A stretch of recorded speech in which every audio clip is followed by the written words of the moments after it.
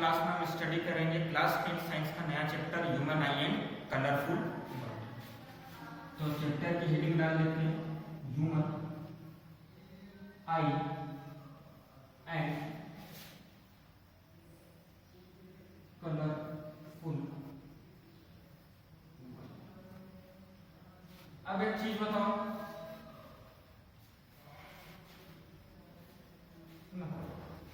बताओ, देखो अभी इसके पहला जो हमने चैप्टर पढ़ा था उसमें क्या पढ़ा था कि रिफ्लेक्शन क्या होता है, रिफ्रैक्शन क्या होता है, या अलग अलग जो लेंसेस होते हैं वो कहाँ पर इमेज बनाते हैं, रिफ्लेक्टिंग सरफेस के केसेस में इमेज कहाँ कहाँ बनती है, ये सारी चीजें पढ़ी थी हमने। माइक बंद करके रखो, जिसका भी माइक है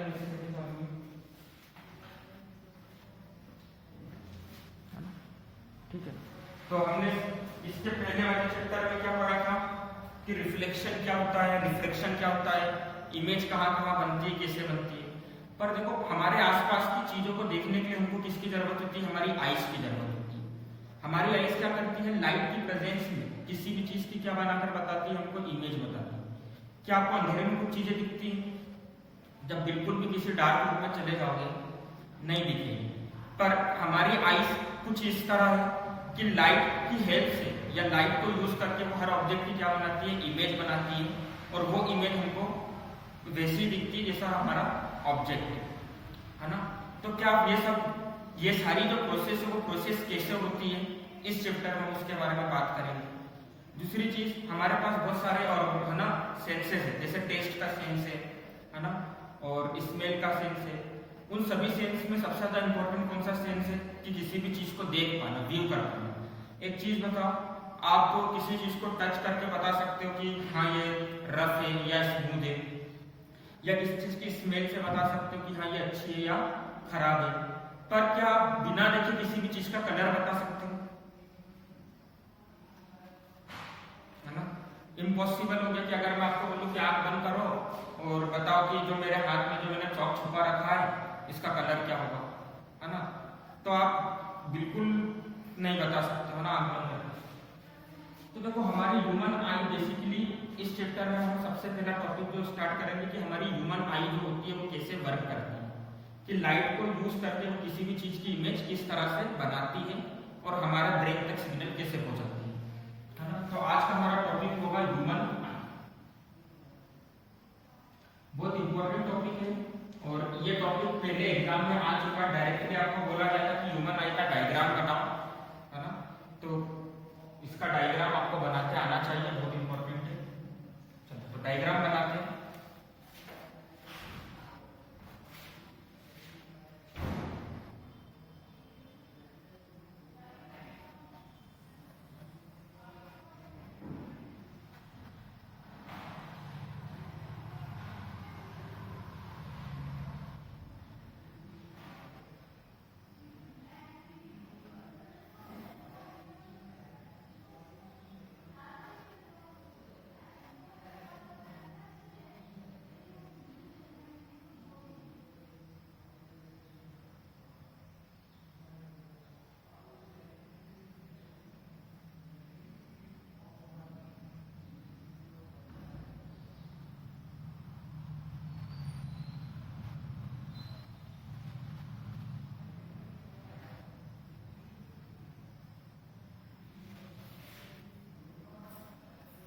तो जिसके पास बुक में भी देखते जाना, बुक में अच्छा कलरफुल डायग्राम दिख रहा है, वहां से वो चीजें आपको अच्छे से क्लियर होती जाएगी।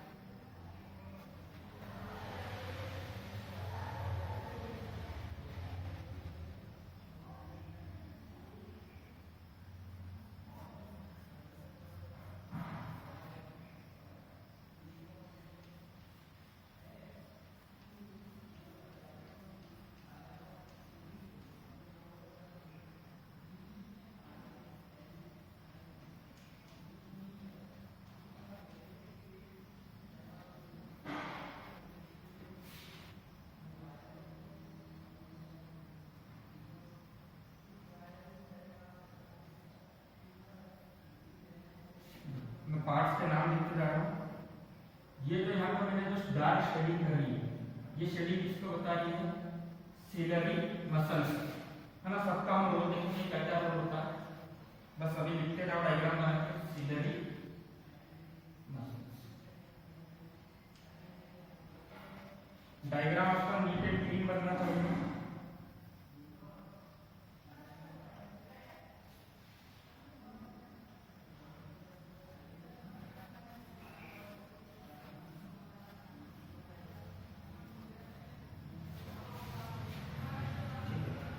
ये जो मैंने यहाँ पे पीछे शेडिंग कर रखी, ये क्या होता है? रेटिना। रेटिना क्या होता है? आपने सुना होगा रेटिना स्कैनर, है ना। या जो अपन जब आई अपना आधार कार्ड वगैरह बनाने जाते हैं तो वो आपके पास में रखकर कैमरा से स्कैन करते हैं, तो वो रेटिना की स्कैनिंग होती है, ठीक है।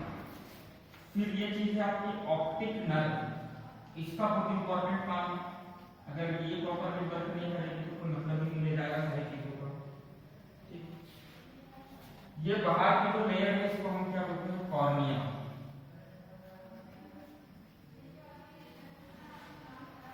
रिपीट करते जाओ, क्या बोलते हैं इसको अपन? कॉर्निया, ठीक है। ये जो यहाँ पर जो आगे की तरफ मसल्स आ गई है इसको हम बोलेंगे आइरिस। क्या बोलेंगे? आइरिस।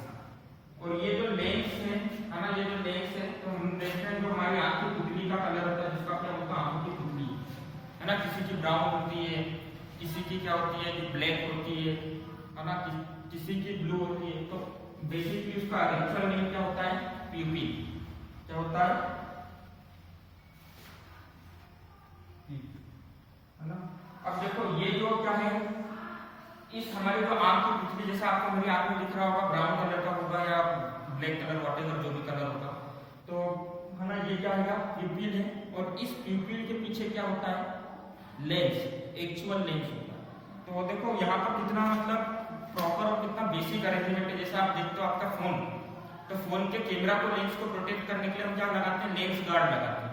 तो वैसे हमारी प्यूपिल किसके जैसा वर्क करती है? गार्ड के जैसा वर्क करती है कि डायरेक्टली लेंस से कुछ चीज जाकर टकराएगी, है ना।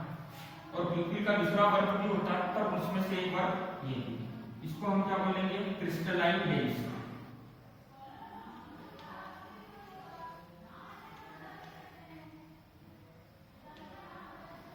ठीक है। Ciliary muscles, crystalline lens. अच्छा आप देखो हमारी आंख में क्या होता है? सब लिक्विड भरा हुआ है। मस्ती करते हो या जब कुछ करते हो, घर पे मार पड़ती है तो आंसू आते हैं कि नहीं आते? है ना। तो ये जो आंसू होता है बेसिकली क्या होता है? Aqueous humour. क्या होता है? बेसिकली इसका काम क्या होता है? हमारे आंख को क्लीन रखना। क्या रखना? क्लीन रखना, उसके शेप को प्रॉपर रखना। अच्छा, जो पोर्शन ऑफ लिक्विड लेंस के आगे है उसको हम क्या बोलेंगे? Aqueous humour. और जो पोर्शन ऑफ लिक्विड लेंस के पीछे है उसका नाम चेंज हो जाता है, उसको बोलते हैं हम विट्रस ह्यूमर। कौन सा ह्यूमर बोलते हैं?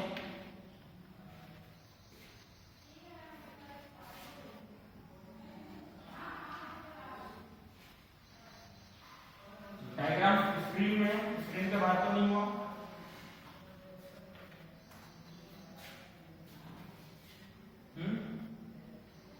तो अब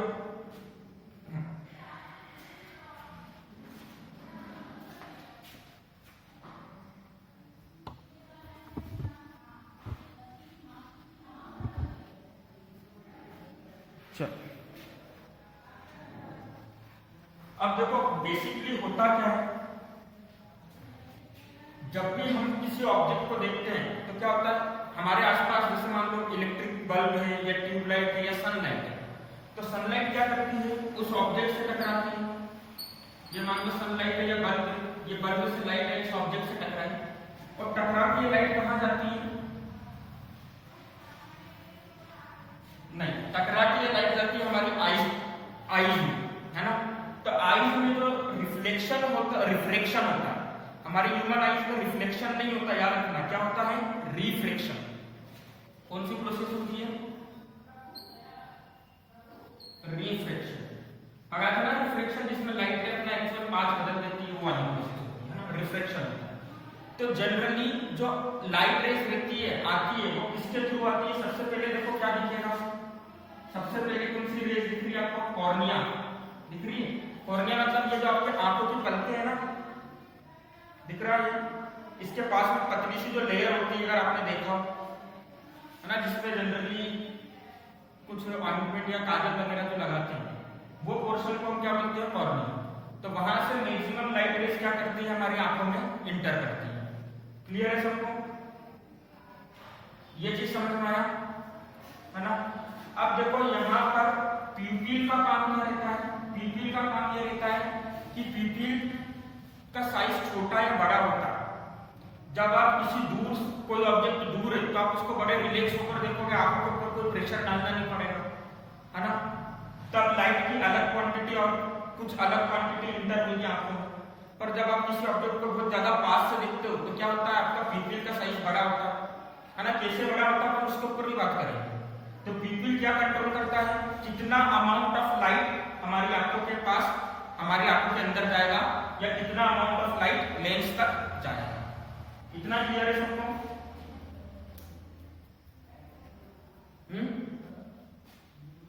अब देखो यहाँ पर है क्या? Crystalline lens. अगली चीज क्या दिख रही है? Crystalline lens. क्रिस्टलाइन लेंस मतलब ये जो हमारी आंखों का लेंस है वो किससे बना हुआ है? फाइबरस मटेरियल से बना हुआ है, फाइबर वाली चीजों से बना हुआ, ग्लास नहीं है यहाँ पर, है ना? फाइबर्स से मिलकर बना हुआ है। और ये क्या करवाता है? रिफ्रैक्शन करवाता है। तो देखो मान लो ये अपने पास में इलेक्ट्रिक बल्ब था और यहाँ पर कोई सा ऑब्जेक्ट का बुक रखी थी, तो बुक से लाइट टकराई और कहां पर आई? कॉर्निया से। कॉर्निया से फिर पीपील से कहां पर जाएगी? लेंस तक जाएगी। अब लेंस के पास में जाएगी तो लेंस क्या कराएगा? रिफ्लेक्शन कराएगा। हमको पता है लेंस क्या करवाता है? रिफ्लेक्शन होगा। अब लेंस का जो रिफ्लेक्शन होगा तो जो रिफ्रेक्टेड रे रहेगी एक दूसरे को कहां पर कट करेगी? एक स्क्रीन पर। देखो इमेज बनाने के लिए हमको क्या चाहिए? स्क्रीन चाहिए। तो ये जो रिफ्लेक्टेड रे है वो कहां पर कट करेगी एक दूसरे को? स्क्रीन पर, है ना? और ये जो स्क्रीन होती है, कैसी स्क्रीन होती है? फोटो सेंसिटिव स्क्रीन होती है। कैसी स्क्रीन होती है? फोटो सेंसिटिव मतलब लाइट सेंसिटिव स्क्रीन होती है कि जब लाइट आकर इस स्क्रीन से टकराएगी तो ये क्या जनरेट करेगी? इलेक्ट्रिकल सिग्नल जनरेट करेगी। क्या जनरेट करेगी? अरे आप लोग मूवी देखने जाते हो तो मूवी किस पे दिखाते हैं? व्हाइट स्क्रीन पे दिखाते हैं। स्कूल के अंदर कुछ प्रेजेंटेशन होता है या कुछ चीज होती है तो किस पे दिखाते हैं? आपको प्रोजेक्टर पे दिखाते हैं, तो व्हाइट स्क्रीन होता है। वैसे हमारी आंखों की स्क्रीन क्या है? रेटिना है। तो ये जो रेटिना बना है वो किससे मिलकर बना है? लाइट सेंसिटिव सेल से। किससे मिलकर बना है ना? तो लाइट सेंसिटिव सेल का काम क्या होगा? जब भी लाइट रे से आके टकराएगी, लाइट सेंसिटिव सेल पर आके लाइट रे ने मारा तो जहां पर भी टकराई है वहां पर क्या बन जाएगा? इलेक्ट्रिकल सिग्नल बन जाएगा। क्या बन जाएगा? इलेक्ट्रिकल सिग्नल बन जाएगा। और ये इलेक्ट्रिकल सिग्नल कहां जाएगा? ऑप्टिकल नर्व पे जाएगा। अच्छा एक और चीज देखो, यहां पर लाइट रे आई, रेड, है ना? ऑब्जेक्ट से टकराई लाइट रे और कहां पर गई? कॉर्निया से होती हुई लेंस तक गई। लेंस में रिफ्लेक्शन कराया और रिफ्लेक्शन होने के बाद इमेज कहां पे बन रही है? रेटिना पर। रेटिना क्या है? लाइट सेंसिटिव या फोटो सेंसिटिव स्क्रीन जो कि किससे मिलकर बनी है? लाइट सेंसिटिव या फोटो सेंसिटिव सेल से। तो रेटिना पर इमेज कैसी बन रही है? कोई बता सकता है इसको? रियल और इन्वर्टेड बन रही है, इसकी वर्चुअल और इरेक्ट बन रही है?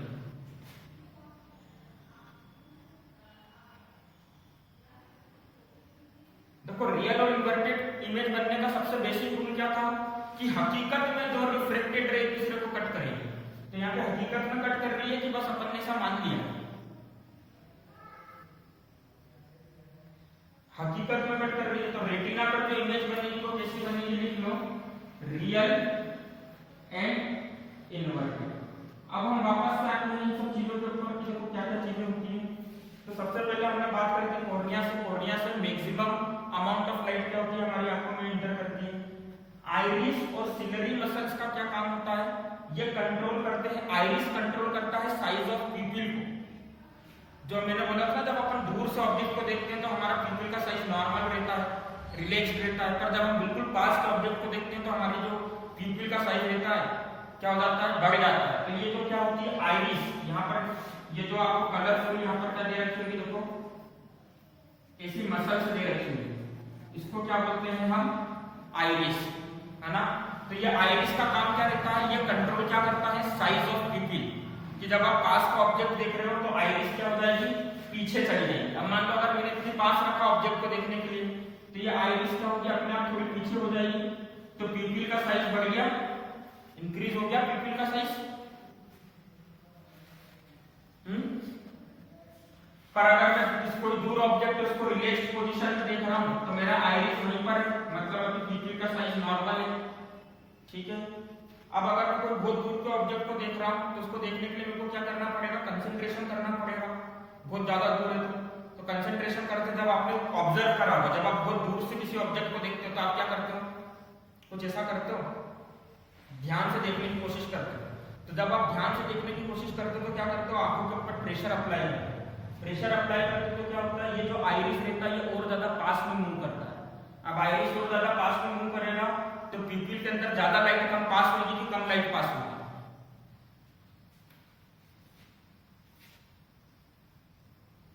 कम लाइट पास होगी, है ना। कम लाइट पास होगी तो सिर्फ वही लाइट पास होगी जो कि उस ऑब्जेक्ट से टकराकर आ रही है और उस ऑब्जेक्ट को हम क्लियरली देख पाएंगे, उसकी इमेज कहां पर जाएगी, रेटिना। अब देखो यहाँ पर दो अलग चीज थी, एक थी आइरिस और एक क्या है, सिलरी मसल्स। यहां पर ऐसी सिलरी मसल्स भी दे रखी है। सिलरी मसल्स का काम क्या होता है, लेंस की थिकनेस को कंट्रोल करना। सिलरी मसल्स का काम क्या होता है,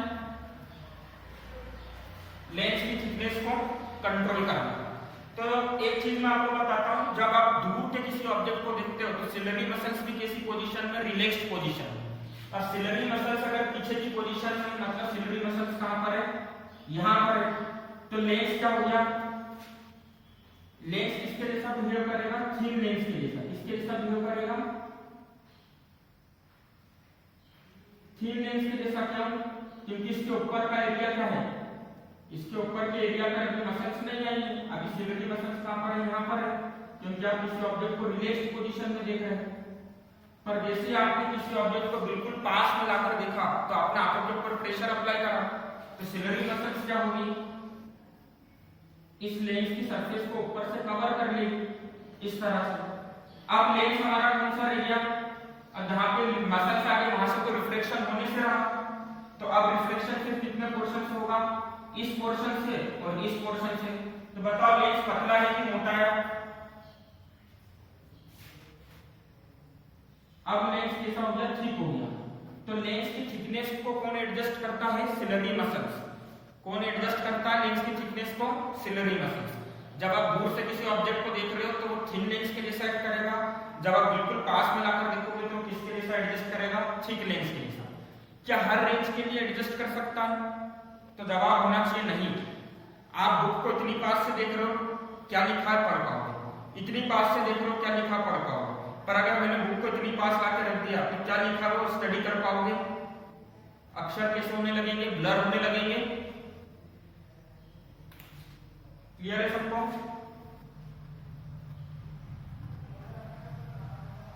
हाँ समझ में आ गया सबको, ब्लर होने लगेगा अगर अपन बिल्कुल पास से देखेंगे तो अब देखो अपन आइस का बिल्कुल एक्चुअल फंक्शन देखते हैं क्या होता है। अच्छा, एक्वस ह्यूमर और विट्रस ह्यूमर का काम क्या होता है कि आइस को क्लीन रखना, और कई बार ये चीजें आंसुओं के फॉर्म में निकलती है, जब आप ना इमोशनली हर्ट होते रोते वगैरह तो ये एक्वस ह्यूमर ही निकलता है। आपकी आंखों में इंसेक्ट भी चला जाता है तो उस इंसेक्ट की केयर करने के लिए, केयर करना मतलब कि वो इंसेक्ट आइस को डैमेज ना पहुंचा पाए, इसलिए यहाँ पर लिक्विड है और यहाँ से वो लिक्विड बाहर चल। तो बेसिकली प्रोसेस कैसे होती है उसके ऊपर हम बात करते हैं। तो प्रोसेस के लिए मैं क्या कर रहा हूँ, थोड़ा सा यहाँ पर चीजों को मिटा रहा हूँ ताकि मैं चीजें आपको दिखा सकूँ अच्छे से। तो ये तो हमारा पिपिल था और ये हमारा आइरिस। अब मान लो यहाँ पर कोई सा ट्रायंगुलर ऑब्जेक्ट रखा हुआ, प्रिज्म रखा हुआ, और हमने बल्ब चालू करा, पहले कमरे में अंधेरा तो हमको दिख नहीं रहा था कि ये ट्रायंगल कहाँ पर है। अब जैसे हमने बल्ब चालू करा तो बल्ब की लाइट किससे टकराएगी, ट्रायंगल से टकराएगी। ट्रायंगल से टकराने के बाद लाइट कहाँ आएगी, कुछ लाइट कहाँ आना चालू करेगी, हमारी आंखों की तरफ। अब ये जो लाइट रे आ रही है बेसिकली कहां से आ रही है? कॉर्निया से होते हुए आ रही है मैक्सिमम लाइट रे, है ना? कहां से होते हुए आ रही है? अलग कलर का फॉर्म यूज कर लेते हैं, येलो, है ना? तो ज्यादा अच्छा है। तो लाइट रे आई, मैक्सिमम लाइट रे कहां से आ रही है? कॉर्निया से। अब अगर आप दूर से देख रहे हो तो आईरिस अपनी एक्चुअल पोजीशन में रहेगा कि आगे पीछे हो जाएगा? अगर आप ऑब्जेक्ट को दूर से देख रहे हो मतलब रिलैक्स पोजीशन में देख रहे हो तो आइरिस अपनी जगह पर है ना? उसने साइज ऑफ पीपल को नॉर्मल रख रखा है। अब पीपल से क्या होगा? ये लाइट रे कहां पर जाएगी? लेंस के अंदर। अब लेंस के अंदर लाइट रे गई तो क्या हो गया? एक ऑप्टिकल मीडियम से दूसरे ऑप्टिकल मीडियम में आ रही, मतलब लाइट रे का क्या होगा? रिफ्रैक्शन। और रिफ्रैक्शन के बाद ये लाइट रे क्या करेगी? ऐसी इमेज बना लेगी, तो मान लो ये लाइट रे है इमेज कहां पर बनी है? फोटो सेंसिटिव स्क्रीन, जिसको हम क्या बोलते हैं? रेटिना। कैसी इमेज बनी है? रियल और इन्वर्टेड। जैसे ही यहां पर इमेज बनेगी तो क्या प्रोड्यूस होगा? कौन सा सिग्नल प्रोड्यूस होगा? मैंने बताया था रेटिना कौन सा सिग्नल प्रोड्यूस करता है? Electrical signal. और ये इलेक्ट्रिकल सिग्नल ऑप्टिकल नर्व, ये इलेक्ट्रिकल सिग्नल ऑप्टिकल नर्व आपने क्लास 9 में पढ़ा होगा, न्यूरॉन्स, है ना? तो ये जो ऑप्टिक नर्व बनी रहती है किससे बनी रहती है? न्यूरॉन से बनी हुई रहती है। तो ये इलेक्ट्रिकल सिग्नल ऑप्टिकल नर्व कहां तक ले जाएगी? हमारे माइंड तक ले जाएगी, हमारे ब्रेन तक ले जाएगी। और हमारे ब्रेन को पता चल जाएगा कि इस रूम में यहाँ पर क्या रखा हुआ है? ट्राइंगल रखा हुआ है। क्या कलर है वो भी पता चल जाएगा। आगे बात समझ में क्लियर है सबको, है ना? तो ह्यूमन आई का सबको फंक्शन समझ में आ गया। अच्छा, ये जो आई बॉल रहती है, जो ये हमारी आई बॉल रहती है, इसका साइज कितना होना चाहिए? 10 सेंटीमीटर, 20 सेंटीमीटर नहीं। इसका साइज क्या होता है? 2.3 से 2.4 सेंटीमीटर इसका क्या होता है? डायामीटर। मतलब ये जो हमारी ह्यूमन आई है, ये जो पूरी आई बॉल है, इसका डायमीटर कितना होता है? 2.3 से 2.4 सेंटीमीटर डायमीटर होता है। ठीक है, सबको सारी चीजों का रोल समझ में आ गया। आइरिस का रोल क्या है? साइज ऑफ पिupil को कंट्रोल करना। सिलरी मसल्स का रोल क्या है? लेंस के साइज को कंट्रोल करना, कभी लेंस को थिक बना देना, कभी लेंस को थिन बना देना। कब लेंस को थिक बनाएगा? जब ऑब्जेक्ट पास होगा। थिन कब बना देगा? जब ऑब्जेक्ट सफिशिएंट डिस्टेंस पर रखा हुआ है ना? रेटिना का काम क्या है? रेटिना पर इमेज बनेगी, इमेज बनेगी तो रेटिना उसको इलेक्ट्रिकल सिग्नल में कन्वर्ट करेगा और ऑप्टिकल नर्व के थ्रू किसको भेज देगा? किसको भेज देगा?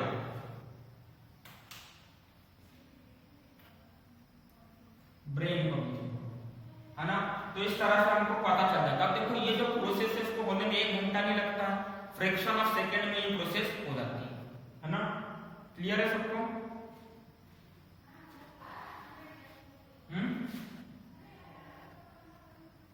समझ में आ गया? अब देखो इसके अंदर बहुत सारी चीजें होती है, तो पहले तो ये डायग्राम बना, है ना? टर्मिनोलॉजी के ऊपर भी हम डिस्कस करेंगे, बाकी सब बना लो डायग्राम।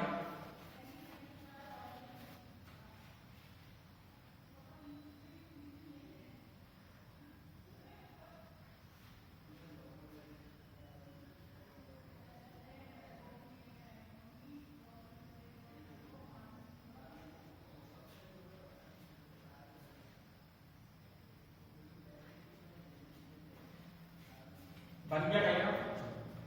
अब मैं थोड़ा यहाँ पे इसका नाम ये डायग्राम थोड़ा सा हल्का सा रफ कर रहा हूँ। मेजर डायग्राम कितना रहेगा, क्योंकि उनको बहुत सी दूसरी चीजें भी बतानी है।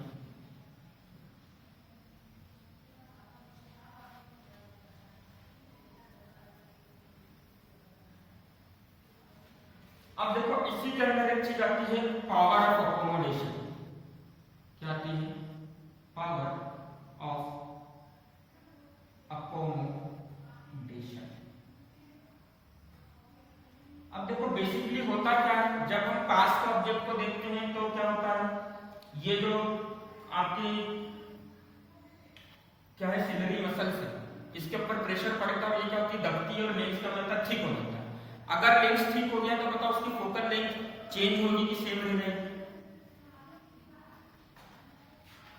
चेंज होगी। अगर ऑब्जेक्ट किसी दूर पे रखा हुआ है, उसको रिलैक्स पोजीशन में देख रहे हो, मतलब ये सिलरी मसल्स पीछे चली गई और लेंस कैसा हो गया, थिन हो गया।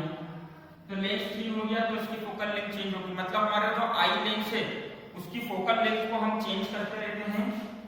किस चीज के अकॉर्डिंग, किसके लिए चेंज करते रहते हैं कि हमारी इमेज कहां पर बने, रेटिना पर बने।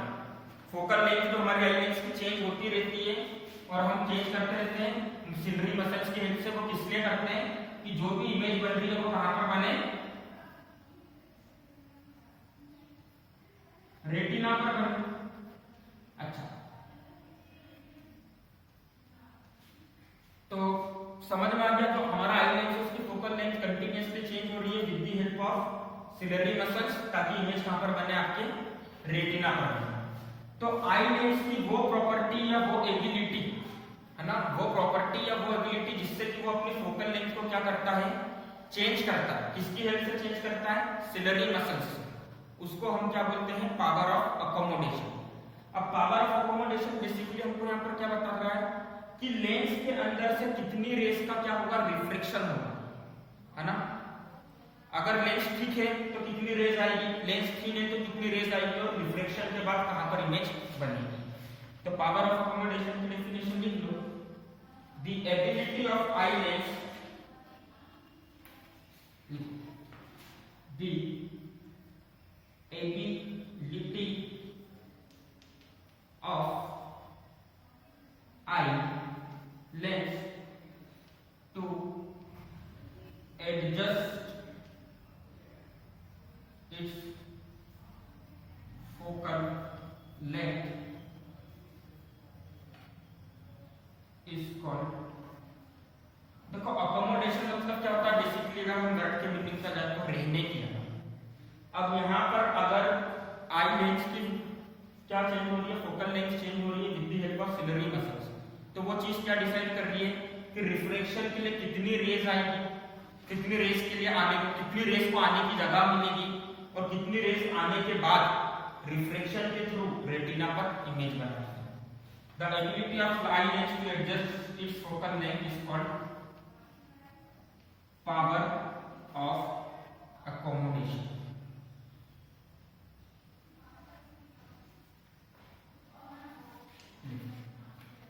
क्लियर है ना।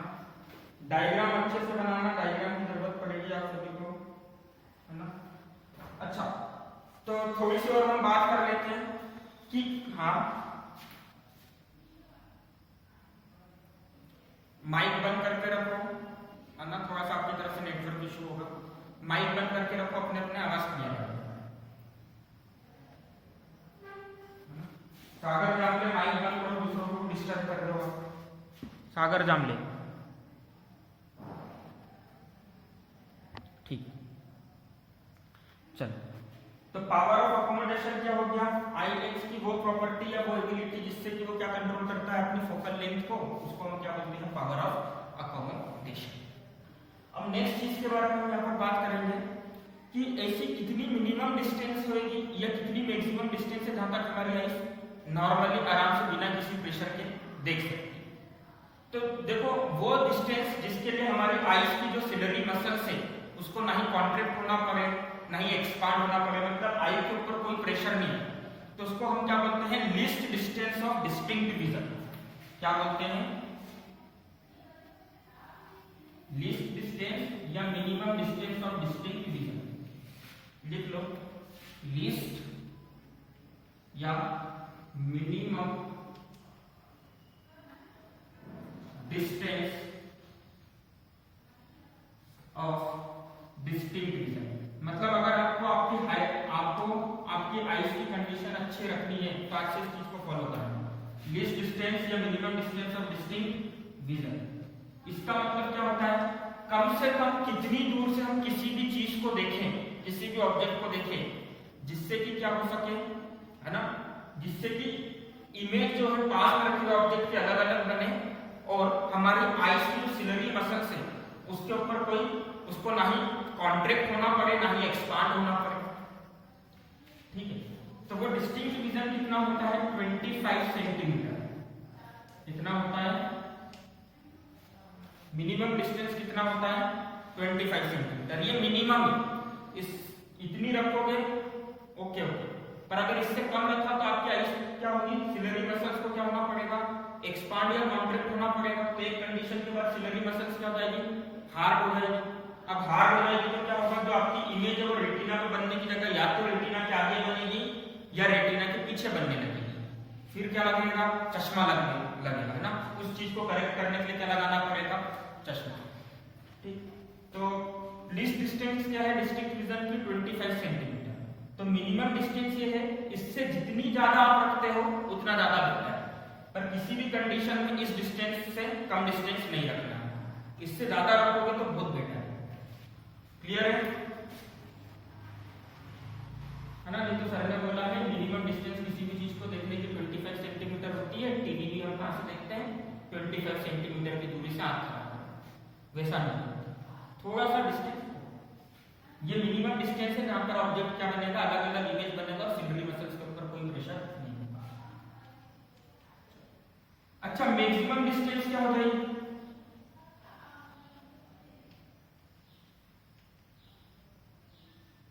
Maximum distance. एक चीज बताओ, आप रात में बाहर अपने घर के टेरेस पे जाते हो या ग्राउंड में जाते हो, आप क्या देखते हो, तारे को देखते हो, स्टार्स को देखते हो। स्टार्स को हमसे बहुत दूर प्रेजेंट है, पर हमारी आइस से हमको विजिबल है। तो आइस से मैक्सिमम डिस्टेंस जो है देखने की वो क्या है, इंफिनिटी। ठीक है,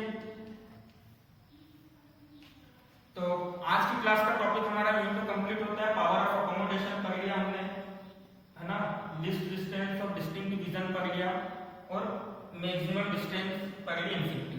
अच्छा, जैसे जैसे एज होती है तो एक डिफेक्ट होता है, ठीक है, उसमें क्या होता है कि जो हमारा जो ये आई लेंसेज का कलर कैसा हो जाता है, मिल्की हो जाता है, दूधिया कलर हो जाता है, इमेज नहीं बना पाता, है ना।